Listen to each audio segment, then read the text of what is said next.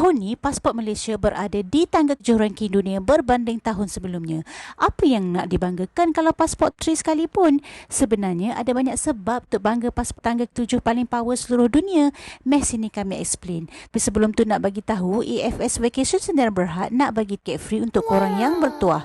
Kalau berminat, klik je link dekat bio.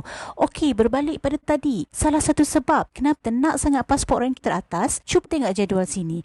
Kan ada nombor dekat situ, 124 tu maksudnya 104 ada buah negara yang kita lawati tak payah pakai visa. Visa ni kalau nak apply mahal tau. Pan pada negara, dah lah kena bayar. Segala mak nenek detail dia nak. Kami pergi Port Blair hari tu, syukur masa tu India bagi visa free. Tapi masa naik situ jenuh jugalah. Tiada pasal datuk, nenek, semua dia nak. Yang petujuh ni pula, petujuh buah negara yang nak visa on arrival. Maksudnya tak boleh isi awal. Di waktu sampai airport baru boleh apply. Kan kena standby cash sesiap. Tapi macam Maldives, dia bagi free visa 30 hari. Yang 27 tu pula adalah 27 buah negara yang memerlukan visa.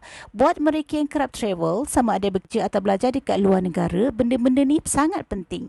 Sebab dia happy bila pasport naik ranking dunia. Video lain nanti kami akan cerita pula apa yang buat pasport ni semakin naik tahun ni. Kalau nak lagi tips, tricks dan tutorial pasal travel, jangan lupa like video ni dan follow kami, okay? Peace yo!